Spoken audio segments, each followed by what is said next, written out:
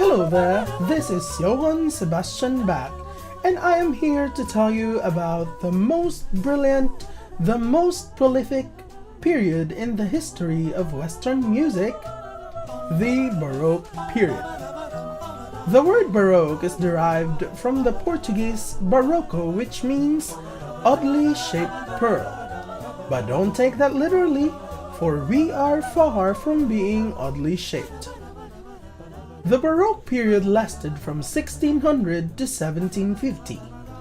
The word Baroque, having long since shed its derogatory connotations, is now simply a convenient catch-all term for one of the richest and most diverse periods of music in history. Now I am going to tell you about 5 facts about the Baroque period. Fact number 1. The realities of patronage. Throughout the Baroque era, composers only earned a living writing music if they were fortunate enough to be on the payroll of a political or religious institution. The musical needs of the institution, therefore, dictated the music the composers would produce. For example, I wrote a number of cantatas not because I was inspired by the form, but because of the demands of the Leipzig church that employed me. Fact number 2. The shift of music from modes to tonality. Tonality is a musical system based on hierarchy. In tonality, some keys are inherently more important than other keys. On the other hand, in modality, there are 8 scales called modes, and each of them have their own unique pattern of tones and semitones. For example, the Dorian mode. Another example is the Mixolydian mode. Modal music was really well suited to vocal music and melodies, and that's mainly what music was throughout the Middle Ages and the Renaissance.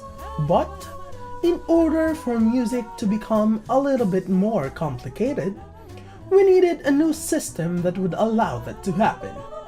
More complicated melodies, harmonies, etc.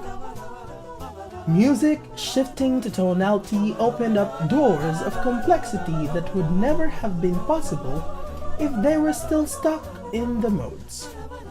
Fact number 3. The counterpoint.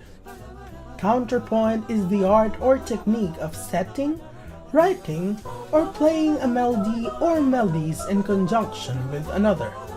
It literally means point against point. Here is a video that would demonstrate counterpoint.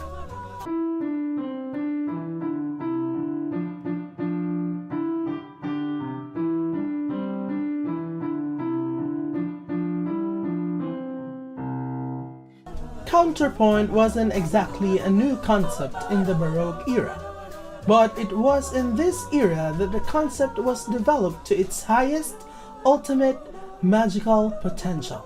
Thanks to guys like me, Bach, who basically perfected counterpoint.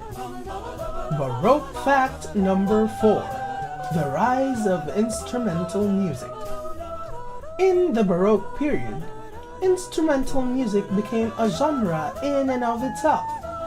Before the Baroque, instrumental music was usually used for dancing. But with the development of tonality and music becoming more complicated and more intense, instrumental music became its own genre. Like people would just sit and listen to it and enjoy playing it for the fun of it. Our 5th and last fact about the Baroque period: idiomatic writing. In the Renaissance, music intended to be written as a catch-all sheet of music. So, if you're playing a keyboard, a shawm, or a viol, or whatever you're playing, you would all look at the same sheet of music as the other musicians, even though everyone has a different instrument. Idiomatic writing is when composers started writing music for specific instruments. So, a violinist would play a violin music, a pianist would play a piano music, and so on. And those are my 5 fun facts about the Baroque period. This is Johann Sebastian Bach, signing out.